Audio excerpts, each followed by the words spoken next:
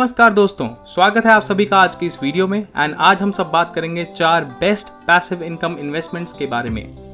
जो लोग नहीं जानते उन्हें बता दूं कि पैसिव इनकम जनरली उसे कहते हैं जिसमें आप वन टाइम इन्वेस्टमेंट करते हैं और वो आपके लिए कंटिन्यूस यानी कि लगातार पैसे जनरेट करती है। और इस वीडियो में हम बात करेंगे 4 ऐसे ही पैसिव इनकम इन्वेस्टमेंट्स के बारे में जो आप शुरू कर सकते हैं आज ही।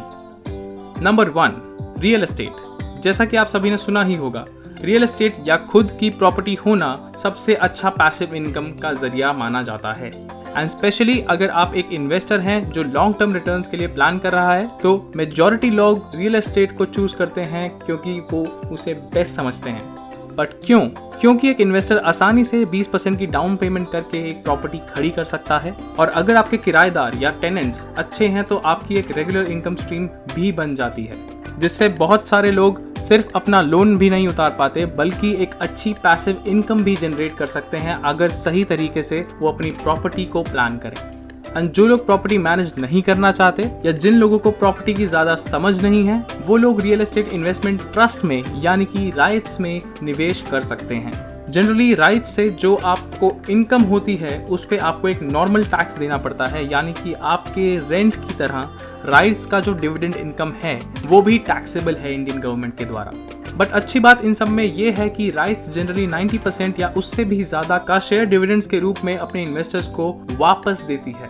पर अगर आप एक ऐसे व्यक्ति हैं जो हाई टैक्स ब्रैकेट में आता है एंड खुद की प्रॉपर्टी मैनेज नहीं करना चाहता, तो आप रियल एस्टेट क्राउड फंडिंग में भी जा सकते हैं, जिसमें आप बिल्कुल राइट्स की तरह ही इन्वेस्ट करते हैं, बट आपको जो रिटर्न आता है उस पे आपको टैक्स एडवांटेजेस हैं। फॉर एग्जाम्पल, आपको डेप्रिसिएशन डिडक्शन मिलता है एंड इसी वजह से ये एक मिड रेंज इन्वेस्टर के लिए अच्छा ऑप्शन माना जाता है। और अगर आप अपनी इन्वेस्टमेंट जर्नी स्टार्ट कर रहे हैं तो भी डिसेंट रिटर्न्स पा सकते हैं इस इन्वेस्टमेंट से। Number 2, peer to peer lending. अब पीयर टू पीयर लेंडिंग, जिसको बहुत से लोग क्राउड फंडिंग भी कहते हैं, सिर्फ कुछ साल पुराना ही कंसेप्ट है। जिन लोगों को नहीं पता इस बारे में तो आइए बता देते हैं। पीयर टू पीयर लेंडिंग में आपको अपना पैसा डायरेक्टली एक इंसान या बिजनेस को लेंड करना है, जिसमें लेंडर्स और बायर्स एक ऑनलाइन प्लेटफॉर्म से कनेक्टेड होते हैं, और ये ऑनलाइन प्लेटफॉर्म में प्रॉस्पर और लेंडिंग क्लब जैसे प्लेटफॉर्म्स आप अच्छी तरह ट्रस्ट कर सकते हैं इनको। अगर आप इसमें निवेश करते हैं तो टिपिकली 7% से लेके 12% तक का रिटर्न आपको मिलता है। एंड एज एन इन्वेस्टर आपको ज्यादा कुछ ट्रैक या प्रोसेस नहीं करना पड़ता just to invest in these kind of schemes, and it is easy and सिर्फ एक सिस्टम की तरह ही काम करता है ये इन्वेस्टमेंट ऑप्शन।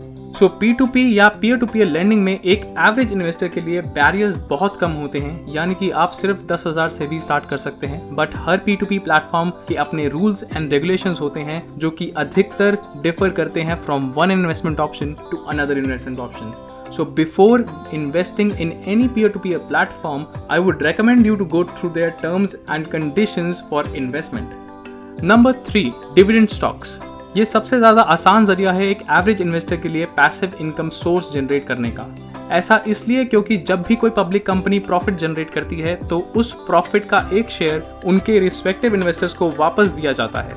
ये जो पैसा आपको वापस मिलता है इसे हम डिविडेंड्स कहते हैं। अब जो पैसा आपको रिटर्न में मिला है वो आपकी चॉइस है कि आप उसे री इन्वेस्ट करना चाहते हैं या फिर उन्हें अपने पर्सनल यूज के लिए रखना चाहते हैं। बट ध्यान रखिएगा कि आपका dividend yield company to company vary करता है एंड ऑलमोस्ट एवरी ईयर एक न्यू यील्ड मार्कअप हर कंपनी सेट करती है।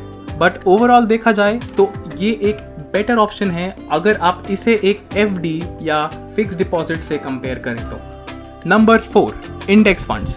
अब ये बहुत लोगों के लिए नया टर्म होगा, तो जनरली बता दूं कि इंडेक्स फंड्स आपके म्यूचुअल फंड्स की तरह ही होते हैं जो एक पर्टिकुलर मार्केट इंडेक्स से लिंक्ड होते हैं।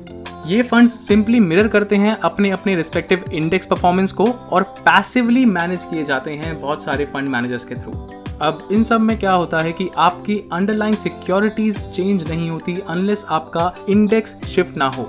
आसान भाषा में समझें अगर इसे, तो इसका सिंपल मतलब है कि आपकी लोअर मैनेजमेंट कॉस्ट होती है और लोअर टर्नओवर रेट्स होते हैं अगर आप इसमें निवेश करते हैं, जिसकी वजह से इंडेक्स फंड्स को टैक्स एफिशिएंट व्हीकल भी माना जाता है as compared to many other alternatives जो आपको मार्केट में मिलते हैं। सो आई होप ये वीडियो से आपको कुछ नया सीखने को मिला, और आज के इस वीडियो में इतना ही। Thanks for watching this content, and अगर आपको ये वीडियो पसंद आई तो लाइक और शेयर जरूर करिएगा।